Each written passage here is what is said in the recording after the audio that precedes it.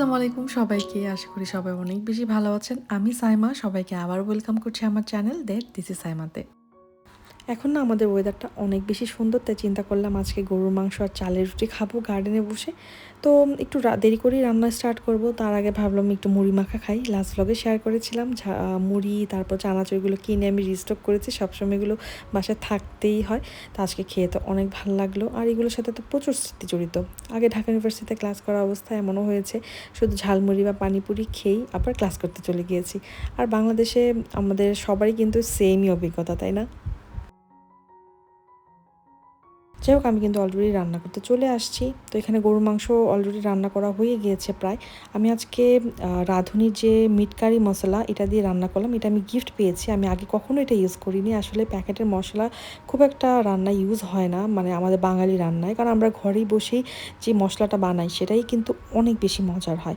তো প্যাকেটের মশলাও কিন্তু অনেক ভালো রান্না হয়। যদি আপনি রান্না করতে জানেন, প্যাকেটের মশলা দিয়েও কিন্তু অনেক ভালো রান্না করা যায়। তাই এটাকে ট্যাবু ভাবার কোনো কারণ না। অনেকেই ভাবে যে প্যাকেটের মশলা দিয়ে রান্না করলে রান্না ভালো হবে না। আসলে রান্নার মেইন টেস্টই ডিপেন্ড করে মশলাটা সুন্দর করে কষানো হয়েছে কিনা আর মশলার পরিমাণ ঠিকমতো ব্যবহার করা হয়েছে কিনা। আর আমার আজকে রান্নায় আমি কিন্তু আমার ঘরে বানানো গরম মশলা ব্যবহার করেছি, সেই জন্য দেখেন কালারটা কিন্তু অনেক সুন্দর আসছে আর অনেক মজা হয়েছে। আর মাংস যত সুন্দর করে কষাবেন তার কালার তত বেশি সুন্দর হবে, এটা দেখেই বুঝতে পারছেন।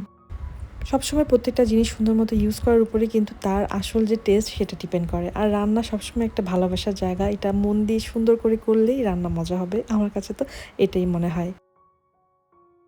আমরা তুলনামূলক একটু ভাত এখন কমই খাচ্ছি। তো আমি আগেও হয়তো ব্লগে শেয়ার করেছি, বাট যেহেতু গরুর মাংস রান্না করেছি তাই একটু ভাতও রান্না করলাম। আর আমাদের বেশ কিছু কাজও আছে। রান্না করে কাজটা যাতে একবারেই শেষ হয়ে যায়, তাই ভাত রান্না করে একদম ফ্রি হয়ে গেলাম।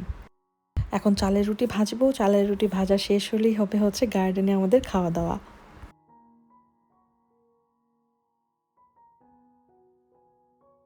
আজকে আমরা ফ্রোজেন চালের রুটি ইউজ করব। আমাদের যে দেশি স্টোর আছে সেখানে আসলে এই রুটিটা দেখলাম, ক্রাউন ফার্মের মনে হয় ছিল। আগে যে ব্র্যান্ডটা ইউজ করেছিলাম একদমই ভালো ছিল না, তাই এগুলো কিনতে আসলে ইচ্ছা করে না, টাকাটা একদম জলে যায়। কিন্তু এটা এই নিয়ে সেকেন্ড টাইম ইউজ করলাম এবং আমাদের কাছে তো বেশ ভালো মনে হয়েছে আগের বারের তুলনায়।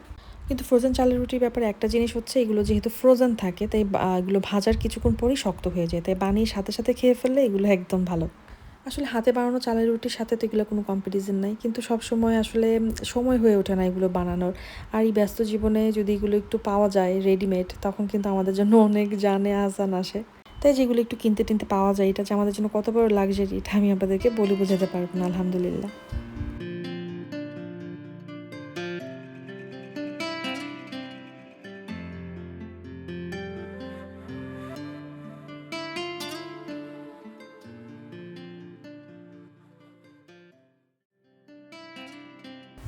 যাই হোক, এখন চলে আসছি রাতের বেলার ভিডিও নিয়ে আপনাদের সাথে। রাতের বেলা হঠাৎ করে মনে হলো একটু ম্যাগি নুডলস রান্না করব।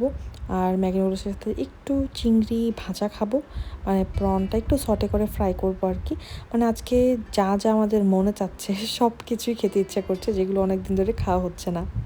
এই চিংড়ির প্যাকেটটাতে চিংড়িগুলো একদম ক্লিন করা থাকে। ইভেন চিংড়ির যে মাঝখানের যে ভেইনটা, মানে যেটা হচ্ছে চিংড়ি পাইপ, মানে সব কিছুই একদম সুন্দর করে ক্লিন করা থাকে।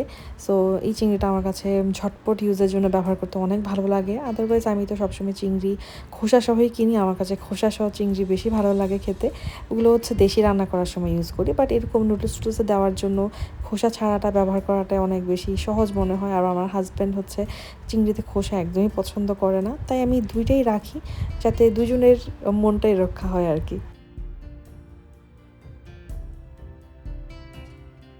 তো খুবই সিম্পল, আমি একদম অল্প তেলে চিংড়িটা একটা সসপ্যানে একটু ফ্রাই করে নিব, আর আরেকটাতে আমি হচ্ছে ম্যাগি নুডলসের জন্য যা যা দরকার করে নিব আর কি। আর এই দুনিয়াতে মানুষ কিছু পারুক আর না পারুক, ম্যাগি নুডলস বানাতে পারে না এমন মানুষ কেউ আছে বলে আমার বিশ্বাস হয় না। একটা সিঙ্গেল স্টুডেন্ট হোক, ব্যাচেলার হোক, কারো কিছু খেতে ইচ্ছে করছে না বা কারো কিছু খেতে ইচ্ছে করছে হুট করে হোক, বা মিড নাইট ক্রেভিংস হোক, সব কিছুর জন্য কী আনসার? Maggi noodles.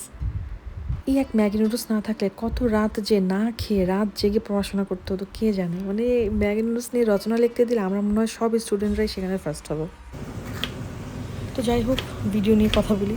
এখানে আমার কাছে কিছু রেড চিলি পেপার ছিল, তো সেগুলো আমি ইউজ করে নিচ্ছি। কাঁচামরিচ অলরেডি বাসায় আছে, বাট এগুলো ইউজ করা দরকার, তাই ইউজ করলাম। এগুলো কিন্তু প্রচণ্ড ঝাল হয়, মানে আমি বুঝি নাই যেগুলো এত ঝাল হবে, প্রচুর ঝাল ছিল। তা আমার জন্য পারফেক্ট, বাট আমার জামাইয়ের জন্য বেশি পারফেক্ট না। আর ভিডিওর মাঝখানে এসে আমি আপনাদেরকে একটা সেম কথাই বলতে চাই, যারা এখন পর্যন্ত আমার ভিডিওর সাথে আছেন, ভিডিওটা ভালো লাগছে, প্লিজ চাইলে ভিডিওটিতে একটি লাইক দিয়ে দিতে পারেন। আর যদি ভিডিওটা বেশি ভালো লেগে যায়, আপনারা আরও এরকম কন্টেন্ট আমার থেকে দেখতে চান ইনশাল্লাহ, তাহলে আপনারা আমার চ্যানেলটা সাবস্ক্রাইব করে রাখতে পারেন। এতে আমি অনেক বেশি উৎসাহ পাবো। আর কমেন্টেও জানাতে পারেন কে ওখান থেকে আমার ভিডিওটা দেখছেন, তাহলে আপনাদের সাথে একটু পরিচিত হওয়া যাবে। তো এখানে ম্যাগি নুডলসের জন্য আমি একটু ভেজিটেবল ইউজ করছি। প্রথমে একটু বাঁধাকপি দিয়ে দিলাম। এই বাঁধাকপিটা আমার ফ্রিজে অনেকদিন ধরে নাড়াচাড়া খাচ্ছিল, তো আজকে ফাইনালি ইউজ করে ফেললাম। একটু গাজরও দিতে পারতাম, গাজর শেষ হয়ে গিয়েছিল। আর হচ্ছে কি বলে এটাকে, মটরশুঁটি ফ্রিজে ছিল, কিন্তু আমি ভুলে গিয়েছি। মানে হুট করে রান্না করার প্রিপারেশন নিলে এই হয়, কী আছে কী নেই মনে থাকে না। কোকড়া নুডলসে আমার একদম খালি সাদামাটা অনেক পছন্দ, মানে জাস্ট পেঁয়াজ ডিম এগুলো দিয়ে কোকড়া নুডলস ভালো লাগে, কোনো ভেজিটেবল ভালো লাগে না।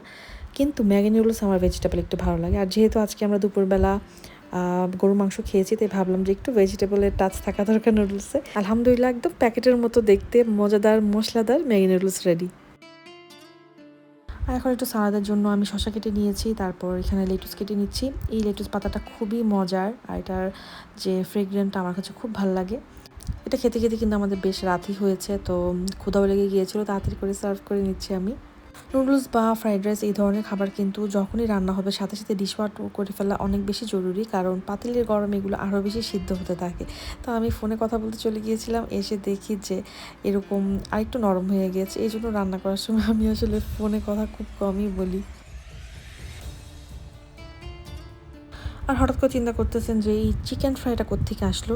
এটা আসলে লেফট ওভার একটা চিকেন ছিল, তো ওইটাই আমি একটু গরম করে সার্ভ করে নিলাম আর কি, কারণ না হলে এটা এদিকে সেদিকে নড়তে থাকবে, পরে আর খাওয়া হবে না।